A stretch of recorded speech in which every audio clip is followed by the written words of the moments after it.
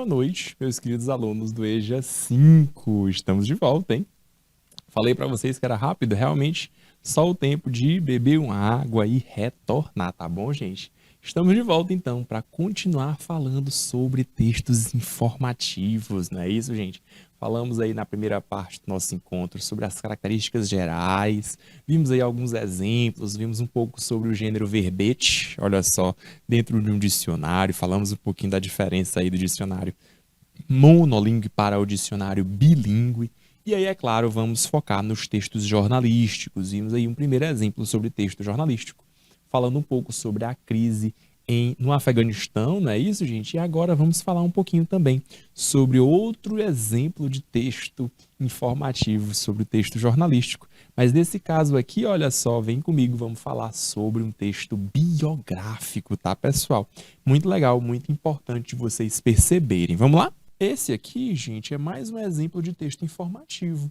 Nesse caso aqui, você consegue perceber pelas imagens, olha só, através das imagens, que o foco é falar sobre uma pessoa. Então, gente, é informações sobre a vida de uma pessoa. No caso aí, a pessoa é essa da imagem. Vocês reconhecem essa pessoa? Vocês conseguem, inclusive, perceber, olha só, que essa pessoa está retratada aí de duas maneiras, tá ok, gente? De duas formas. E aí você pode perceber que em uma delas é feita uma pintura dessa pessoa. Consegue perceber? É uma pintura. E a outra forma de retratar essa pessoa é uma fotografia. No caso aí, se você observa bem, a fotografia está, inclusive, em preto e branco. Mas aí está destacando também algumas características-chave dessa pessoa. Professor, eu ainda não a reconheci. Como é que eu faço? Você pode, então, para o texto escrito, para o texto verbal. Observa só. No texto verbal, você consegue logo de cara perceber o seu título. O título, olha só, Life Changing Accident. Está falando aí de um acidente. Um acidente que modifica, que muda a vida inteira desta pessoa. Quem é essa pessoa, gente? Vamos dar uma olhadinha? Esta pessoa é a Frida Kahlo. Ah, professor, já ouvi falar bastante nessa pessoa. Quem é a Frida Kahlo? Quem foi Frida Kahlo? Qual a importância dela na vida das pessoas? O que ela contribuiu na vida do povo? Quem é esta pessoa? Vamos dar uma olhadinha? Pessoal, a Frida Kahlo tem esse texto só e unicamente só sobre ela. Aqui o texto diz que no mês de setembro, dia 17, no ano de 1926, olha só, a Frida Kahlo era uma adolescente, estava estudando e tinha uma carreira na área de medicina, na área médica. Ah, professor, então ela foi uma grande médica, é isso? Vamos continuar lendo o texto, né? Ela tinha essa vocação inicial para a área da medicina. E aí, olha só, she was involved. Ela terminou sendo envolvida em um acidente de ônibus. Onde? Na cidade do México, galera. E isso modificou a sua vida para sempre. Galera, esse acidente de ônibus que envolveu a Frida Kahlo alterou completamente tudo na vida dela. O título já nos traz essa ideia, né? Um acidente que modificou a vida inteira da Frida Kahlo. Vamos ver então o que aconteceu. She sustained, ela sustentava near fatal injuries, feridas quase fatais. Olha só, inclusive ela tinha a pelvis quebrada e a espinha dorsal fraturada. Professor, então ela sentia muitas dores.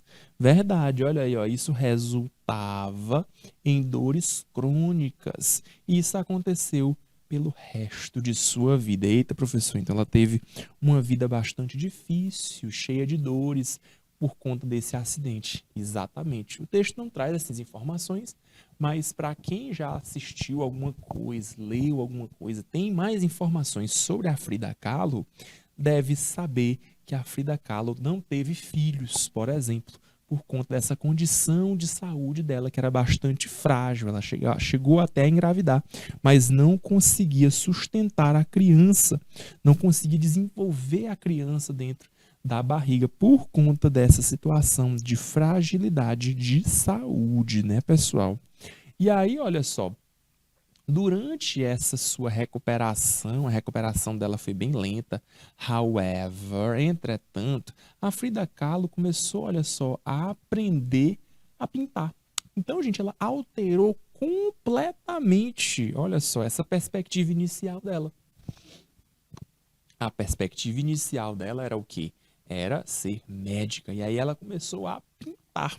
Inclusive, pessoal, o que ela mais pintava, a sua preferência sobre pinturas era a pintura de autorretratos. Então, esse autorretrato aqui, ó, foi ela quem fez.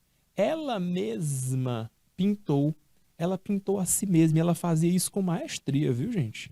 Com muito, muito, muito poder de talento. Então, ela lia também frequentemente e estudava esta arte da pintura com os velhos mestres, com os mestres mais antigos da arte da pintura. Então, gente, foi a partir desse acidente que ela alterou completamente a sua vida. Uma rota completamente alterada, né, pessoal?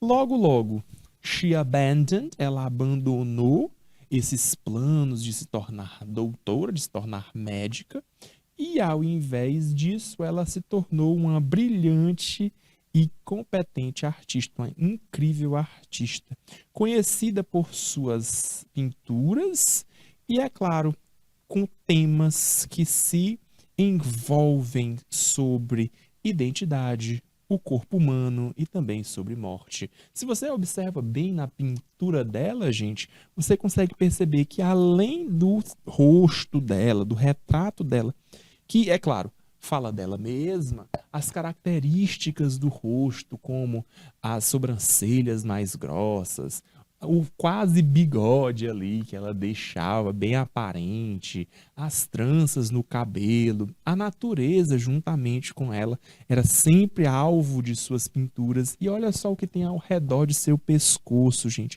Era como ela se sentia meio que aprisionada com esse colar de espinhos, né, pessoal? Que trazia sempre essas dores e esse machucado por conta desse acidente que modificou a sua vida como um todo, tá bem? O texto não traz, mas podemos falar também um pouco sobre a vida de Frida Kahlo referente ao casamento dela com o Diego Rivera, que foi um grande pintor também da mesma época em que ela viveu no México, na cidade do México. Então, se você quiser mais informações, gente, você pode acessar esse site aqui, ó, o Britannica.com. Você vai verificar mais textos relacionados ao gênero biografia, ou seja, a escrita, a grafia sobre a vida de alguém, no caso aí sobre a Frida Kahlo.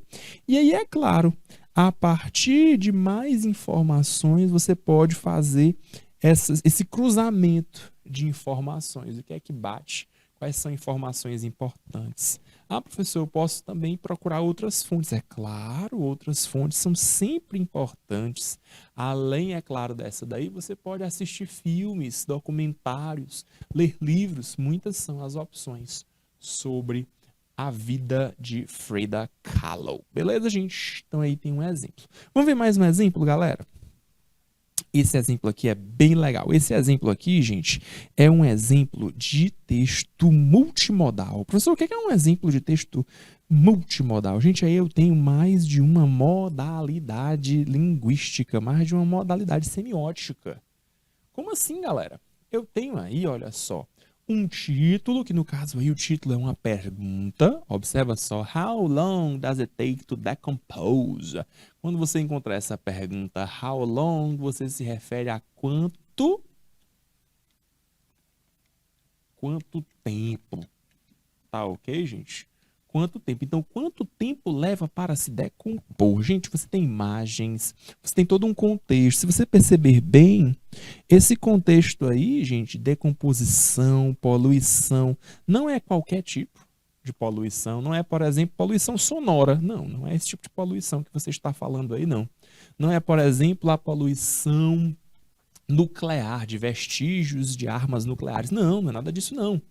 Na verdade, aí o que a gente tem é um exemplo de texto que fala sobre poluição nos mares. E está falando aí mais precisamente sobre decomposição de lixo, não é mesmo, pessoal? Observa só. É um texto multimodal e também tem uma outra característica. Qual é a característica, professor? Eu tenho aqui, galera, observa só, um texto não linear. Como assim não linear, professor? Você não tem a necessidade de ler o texto da esquerda para a direita, de cima para baixo. Você pode começar a ler o texto por onde você quiser. Outra dica também são as imagens. As imagens vão ajudar você na leitura do seu texto. Professor, então se eu não tiver vocabulário, se me faltar alguma palavra, você pode muito bem recorrer às imagens. Olha que legal. Então você recorre à imagem e certamente ela te ajuda. Por exemplo, você tem aqui, vou começar de qualquer lugar, vou começar aqui do meio, ó. Plastic straw up to 200 years. Professor, eu não sei o que é que significa a palavra straw, mas eu observo na imagem que eu tenho aqui um canudo. Perfeito. Então, pessoal, a palavra straw significa canudo. Ah, professor, então a imagem auxilia na hora de eu entender o meu texto. Exatamente. Então, mesmo que você não tenha, olha só, mesmo que você não tenha o vocabulário completo de todo o texto, você pode recorrer às imagens. Tão importante quanto isso, gente, é perceber que esse texto é um texto informativo. Esse texto traz informação. Quais informações nós temos aí, gente? Sobre a decomposição de plástico. Gente, um canudo plástico pode levar, olha só, até 200 anos para se decompor. É muito tempo, né, galera? E eu vou dar aqui uma dica para vocês, hein? Quando vocês estiverem observando em qualquer texto, você observar números, perceba o que vem antes, tá? Perceba o que vem antes. Professor, como assim o que vem antes? Aqui no caso eu tenho 200 anos, não é isso? Se eu tiver uma questão que diga que são 200 anos exatos, a questão está errada. Por quê, professor? Porque antes me apareceu a expressão up to. Esse up to significa até. Então é até 200 anos. Ah, gente, então não chega a 200 anos, é até 200 anos. Ainda assim é muito tempo, né, galera? Até 200 anos para um palito, não, para um canudo de plástico se decompor nas águas dos mares. Dá tempo de fazer muito estrago, né? Infelizmente. Posso ir para qualquer lugar do meu texto. O texto ele não é linear. Olha só, foam plastic cup. Esses copinhos aqui, ó, de plástico, de isopor, 50 anos para se decompor. Professor, e se eu quiser ir lá para o outro lado? Pode, não tem problema nenhum. Garrafa plástica. Eita, aqui é um baita de um vilão, hein?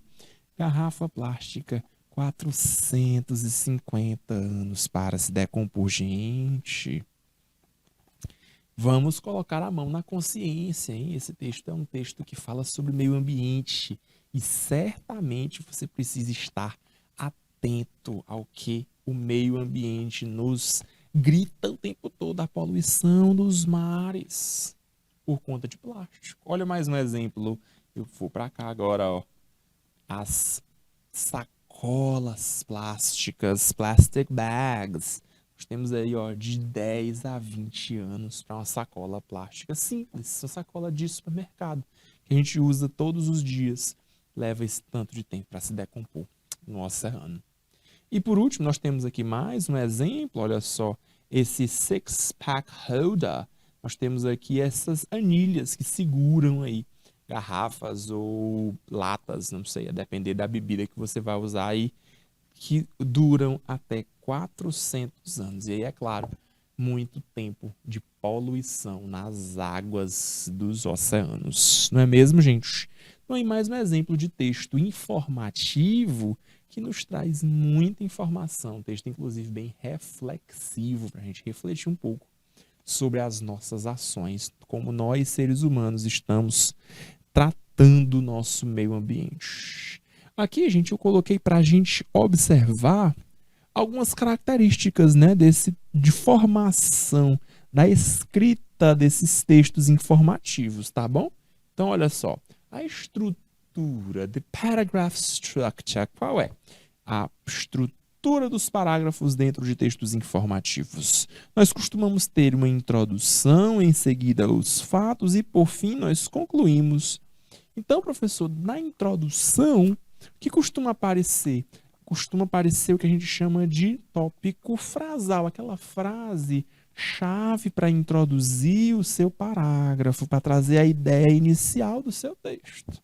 Essa é o que a gente chama de tópico frasal, topic sentence, tá bom? E aí, é claro, na introdução, costuma ser no primeiro parágrafo do texto. Esse é o nosso ponto de número 1, nossa introdução. Nosso ponto número 2, a gente apresenta fatos. E aí o autor vai mostrar esses fatos e costuma ser feito de forma lógica, uma ordem, uma organização lógica das coisas. É importante sempre incluir qual é a linguagem, uma linguagem específica, subject specific language, a língua bem específica, uma linguagem específica sobre o assunto. Então, incluir aí nos fatos essa linguagem própria, essa linguagem técnica, por vezes, um vocabulário técnico. E o terceiro e último ponto, olha só, depois do desenvolvimento do nosso texto, é a nossa conclusão. E aí costuma ser feita a conclusão, olha só, concluding sentence, costuma ser feito summing, fazendo aí um sumário, fazendo aí um resumo, resumindo esse parágrafo e fazendo, é claro, o link para próximos textos, para próximas ideias, próximas possibilidades a respeito daquilo. Tá bom? Então, gente, aqui, ó, eu trouxe um exemplo só para vocês checarem como isso acontece. No caso aqui, pela imagem, já dá para perceber sobre o que a gente vai falar, né? A gente vai falar sobre tartarugas. Então, gente, começa assim, ó. Most turtles, tartarugas, se reproduzem durante os meses mais quentes do ano. Então, aqui é o que a gente chama de tópico frasal. Vou falar, então, sobre a reprodução de tartarugas. As fêmeas vão até as margens das praias, areia das praias, para colocar os ovos. They then leave the eggs. Deixam os ovos. Vocês estão conseguindo perceber que logo em seguida nós vamos para os fatos, the facts. E aí, por fim, olha só, most baby turtles will perish within the first year. Infelizmente, a maioria dos bebês tartaruga não vão conseguir sobreviver ao primeiro ano. Aqui nós temos a nossa conclusão. Então, gente, aí é um exemplo de texto informativo sobre tartarugas. Então, aí a gente tem como fatos a respeito de um animal, no caso mais específico, sobre a reprodução de tartarugas. Beleza? Então, aqui está aí feito toda a nossa separaçãozinha, nossa classificação. Primeiramente, o nosso tópico frasal, fazendo aí a introdução do nosso texto. Em seguida, os fatos a respeito do nosso texto. E, por fim, a nossa conclusão, fazendo aí o fechamento do texto, tá bom? Então, aí nós temos algumas palavras de vocabulário técnico, como reproduzem, cruzamento, os bebês tartaruga, os hatchlings. Inclusive, olha só, faz aí um parêntese para explicar o que são esses hatchlings. Predadores, eles morrem, eles não conseguem sobreviver. Então, gente, essas expressões aí são expressões técnicas, expressões chave dentro do nosso texto informativo, tá bom? Vamos lá então, gente, que eu vou trazer aqui mais um texto para vocês analisarem junto comigo. Eu disse para vocês, aula passada, que a gente ia falar também na aula de hoje sobre fake news. E aí eu trouxe esse texto, que é um texto bem legal, tá, gente? Para a gente perceber um pouco sobre a importância que é você estar antenado nas coisas. Estar sempre ligado, procurar com criticidade a sua leitura. Então, galera, é muito comum hoje em dia esse tipo de texto aí. Observa só esse gênero textual aí. Observa bem que gênero textual é esse. Dá para perceber, gente, que tem aí, ó, o rosto de uma pessoa e em seguida uma parte escura, parte preta, e junto dessa parte preta algumas palavras entre aspas, olha só, o nome da pessoa e aí ainda aparece mais alguma coisa aí, uma característica dessa pessoa. Beleza. Gente, observa bem a imagem. Você reconhece essa pessoa? Ih, professor, eu consigo ver que essa pessoa não é uma foto dessa pessoa, não. Na verdade, aí é uma imagem, né? Foi uma pintura que foi feita, justamente, uma pintura. Esse aí, galera, é um grande cientista, hein? E o que foi que ele falou? Olha só. If it's on the internet, it must be true. Então, esse if já marca aí que é uma expressão chave, é uma expressão importantíssima no nosso texto. Esse if, olha só, esse if é o nosso se. Ele é o marcador de condição. Então, ele é um condicional, Condicional, tá bom? É um condicional. Gente, olha o que ele diz. Se está na internet, então tem que ser verdade. It must be true. Deve ser verdade. Professor, e esse cara, numa pintura, ele viveu lá no século XVIII, lá no século XVII, e ele tá falando de internet. Tá certo esse texto? Ih, sei não, hein? Acho que isso aí não tá bem correto não, viu? Não tá bem certinho não. Mas olha só o que é mais que aparece aí no texto, ó. Aparece ainda dizendo assim, logo abaixo.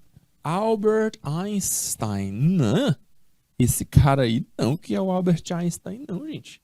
Albert Einstein é o cientista que desvendou a teoria da relatividade, galera. Foi esse cara aí não, viu? E o Albert Einstein também não tem nada a ver com a internet, né, gente?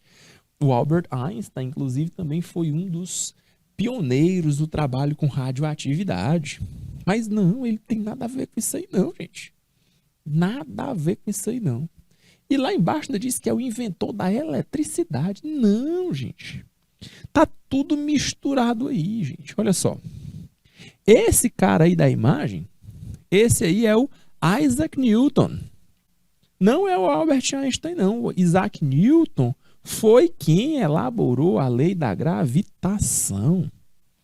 Então, não tem nada a ver isso aí não, viu, galera? Nada a ver com esse... E essa história aí dele falar de internet também não tem nada a ver. Ele viveu lá no século XVII, meados do século XVIII. Nada a ver com internet. Albert Einstein, não, o nome dele nem é esse. Ele é o Isaac Newton. Albert Einstein foi já contemporâneo, já é nos anos 1900. E eletricidade, não, quem pensou, quem pesquisou sobre a eletricidade, que a eletricidade não se inventa, né, gente? Se pesquisou sobre a eletricidade foi Benjamin Franklin. Nada a ver, gente, nada a ver. Então, são personagens diferentes. Professor, calma lá, então. Esse texto, então, já que tem aspas, está falando aí sobre a fala de alguém. Então, eu posso dizer que esse texto é um exemplo de quotation. É um exemplo de citação. Tudo bem, pessoal. Pode até ser um exemplo de citação, sim. É uma quotation. Beleza. Mas no final das contas, esse texto ele não é só uma citação. No final das contas, esse texto é um exemplo de meme. É o meme. Professor, e o que é um meme propriamente? Gente, o meme é aquele texto que costuma ser veiculado nas redes sociais, que traz, olha só, como principal objetivo o humor. Ele quer gerar humor em quem lê, no seu leitor. Então, galera, o meme é justamente essa contradição e essas informações desencontradas. É mostrar a imagem de uma fala que não tem nada a ver, porque é impossível que ele tenha dito isso, o nome de uma pessoa completamente diferente e uma atribuição ainda mais diferente ainda. Então esse aí é o nosso gênero meme. Gênero meme tem um compromisso aí com o humor, não é isso, gente? Então esse gênero meme, ele tem um compromisso com o humor. E a gente pode pensar que para gerar humor, a gente tem algumas alternativas. A gente pode gerar humor através de críticas e a gente pode gerar humor também a partir de coisas absurdas. No caso aqui é um exemplo de absurdo, não é mesmo? Nada a ver, e aí o rosto de um cientista, a frase que não tem nada a ver, o nome de outro cientista e uma atribuição como inventor da eletricidade. Algo ainda mais diferente. Vamos para algumas questões, olha só então. Onde que você encontra esse texto? Pessoal, esse texto é um meme. Memes costumam ser encontrados nas redes sociais, não é mesmo? Então, nas redes sociais é onde a gente costuma mais encontrar esse tipo de texto. Esse texto, ele foi reproduzido, ele é reproduzido no meio digital ou no meio impresso? Galera, esse texto é nas redes sociais, ele está vinculadíssimo ao meio digital, gente. O meio impresso não tem tanto poder assim quanto falando sobre as redes sociais. E esse texto pertence a uma fonte confiável? Muito legal a gente pensar nisso, né, gente? Sempre. Todas as vezes que você estiver lendo um texto, pense, reflita, esse texto é confiável? Dá para você pensar que esse texto traz verdades, fatos ou não? E aí, a partir dessa ideia, se o texto é confiável ou não, você vai fazer a sua avaliação. Mas nesse caso, gente, é um meme. Certamente esse texto ele não é confiável. A ideia dele é justamente o contrário, é não necessariamente estar atrelado à verdade. Não precisa ser verdadeiro, não.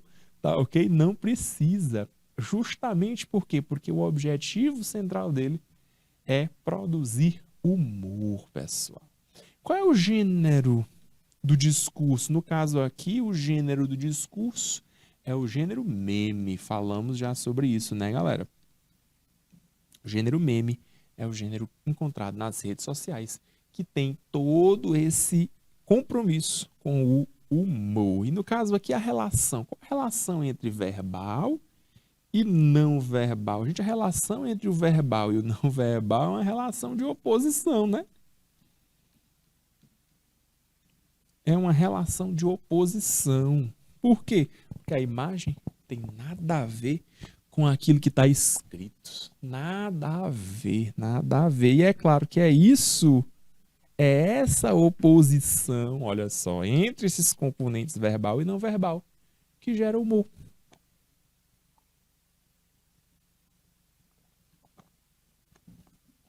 É o humor a partir daquilo que é impossível, que é absurdo, né, pessoal? Tá ok? É o humor a partir daquilo que é impossível, a partir daquilo que é absurdo, tá bem? Então esse aí é um exemplo de meme. Galera, quem elaborou esse texto? Galera, quem elaborou certamente foi um usuário das redes sociais, né? Foi alguém que participa das redes sociais e tem como essa finalidade gerar humor, né? E os leitores, alvo? Certamente os leitores são os participantes das redes sociais, aquelas pessoas que fazem parte dessa comunidade, os usuários dessa comunidade, não é mesmo? Então, estes são os leitores-alvo, aqueles que fazem parte dessa comunidade. E o objetivo, gente, qual é o objetivo central? Já vimos isso, né? O objetivo central do gênero meme é a produção de humor. Mais uma vez, esse humor ele costuma ser produzido, construído a partir ou do absurdo ou de alguma crítica, né, pessoal? Quando você satiriza, quando você critica algo ou alguém de alguma forma. Isso costuma gerar humor, tá bom?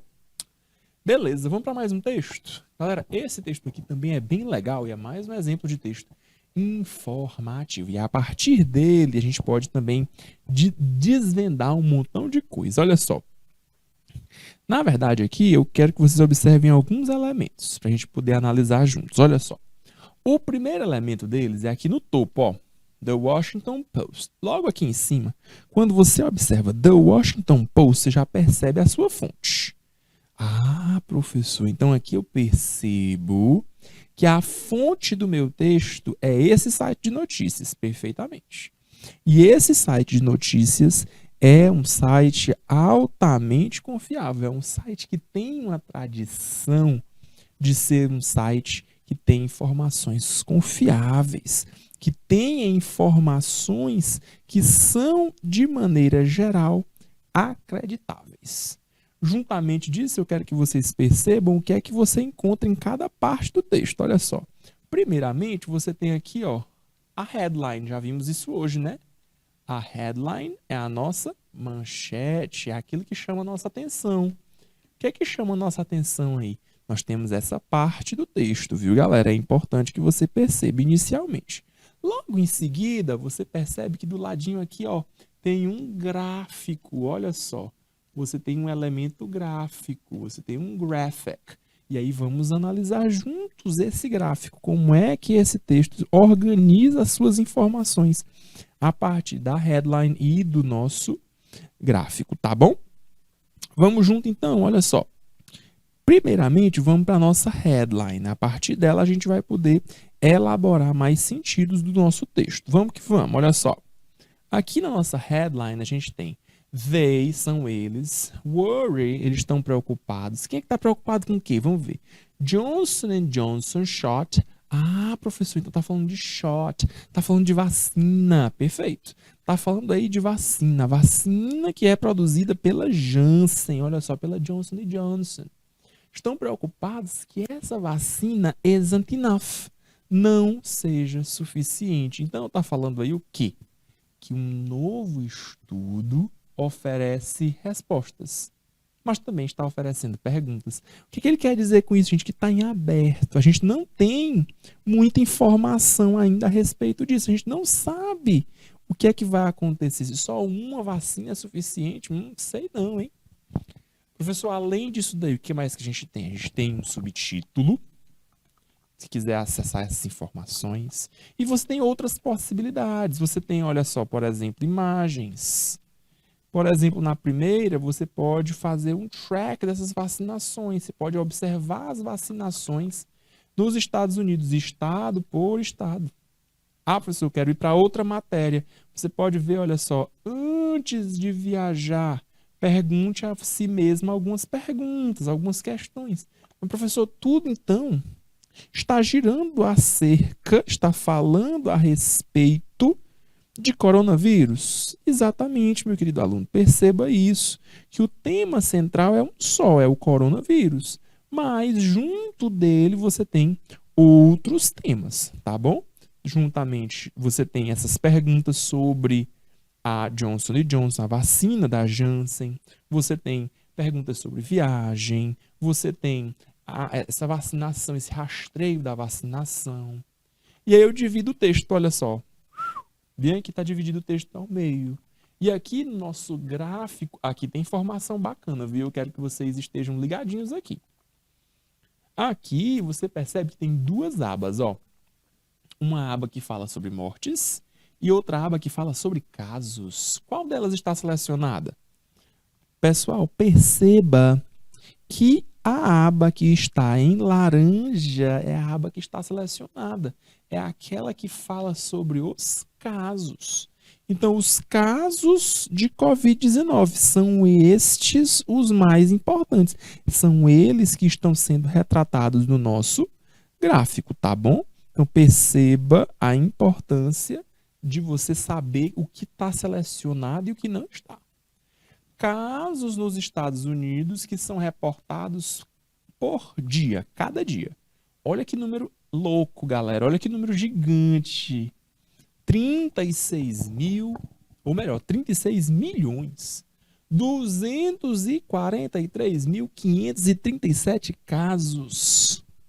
Isso foi reportado. Olha a quantidade de casos que foram reportados desde, olha aí, since 29 de fevereiro de 2020. Eita, professor, então pegou aí esse tantão de gente. Pois é, galera.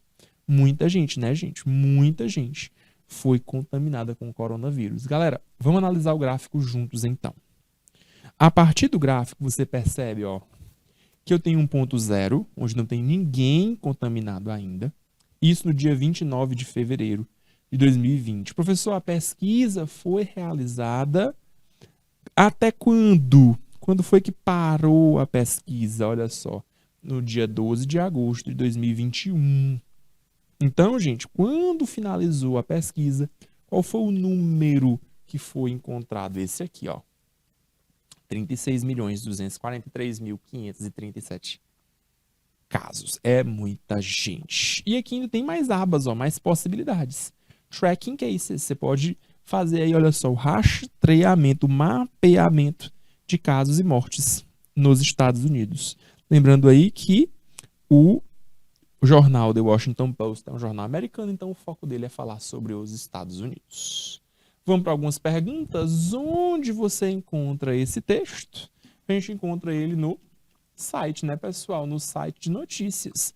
No site aí do The Washington Post. Foi de lá que nós retiramos esta notícia. E esse texto é um texto reproduzido no meio digital ou no meio impresso? Galera, é digital, né? Apesar do texto ser texto jornalístico, e jornal também pode ser impresso, a gente consegue perceber que esse não é um exemplo disso. Esse é um exemplo de texto digital, não é texto impresso não, viu, gente? E que tal a fonte? É uma fonte confiável? Certamente, né, galera? É uma fonte confiável, sim, dá para você perceber isso. É uma fonte que dá para confiar, é o The Washington Post. É algo gigantesco, é algo enorme. Eles não saem por aí divulgando notícias falsas, não. Tanto que nós temos algumas evidências disso. Quais são as evidências, professor, que a gente tem? A gente tem, por exemplo, a observação de que esse texto traz gráficos, traz pesquisas, traz monitoramentos que são feitos dentro do país inteiro. Então, galera, não é de qualquer jeito que foi realizado, não. Tem todo um estudo, um preparo que é realizado. Então, é sim uma fonte confiável. Que gênero é esse? Agora que sim, o gênero textual que nós estamos estudando aqui é o texto jornalístico, é uma notícia, é uma news. E aí, sobre o que é que trata esse texto? Gente, esse texto fala sobre os casos confirmados de Covid-19 no intervalo de tempo que apareceu aí no texto. Tá ok? Então aí ele fala sobre coronavírus, mas mais especificamente ele fala no gráfico sobre os casos. Ele não está falando de mortes, ele está falando de casos, beleza? E o que é mais importante nesse texto? Mais importante nesse texto é a gente perceber a headline, que é a nossa manchete, e o nosso conteúdo gráfico, né, gente? São as coisas mais importantes. Objetivo. Lembre que todo texto tem um objetivo. Gente, esse texto é um texto informativo. Então, certamente, seu principal objetivo é informar, é trazer informação de qualidade. Ter essa informação de qualidade, é claro, é importantíssimo. No nosso mundo globalizado, no nosso mundo de hoje, quem não tem informação certamente fica para trás, né, galera? Então é isso. E aí eu tenho mais uma questãozinha aqui para vocês, questão agora objetiva. Sobre o que é que trata esse texto, ou melhor, o gráfico, mais especificamente o gráfico. Gente, sobre o que é que trata especificamente o gráfico? Observa só. O gráfico, letra A, ele fala da quantidade de vacinas que foram dadas na primeira dose. Vacina? Não, minha gente, o texto falou de vacinados, não. O texto está falando de casos confirmados. Letra B, quantidade de vacinados com a segunda. Também não, o texto não está falando de vacinados, não. O texto está falando de casos confirmados. Letra C, quantidade de mortes. Também não. O texto não tocou no assunto mortes. Tinha lá, olha só, um link levando você para outro texto, outra parte do site, em que lá você poderia ter acesso a informações a respeito das mortes. Mas no gráfico em si, isso não apareceu não, né, galera? Isso não apareceu. Então, você não pode marcar a letra C, tá bom? Não pode marcar a letra C. É claro, então, só sobrou a letra D de dado, né, galera? Só sobrou a letra D de dado. A letra D é a nossa resposta correta. A quantidade de casos confirmados aí nos Estados Unidos da Covid-19, né, galera? Resposta correta, então, é a letra D de dado. Essa foi nossa questão. Objetivo, gente, eu tenho aqui mais um texto.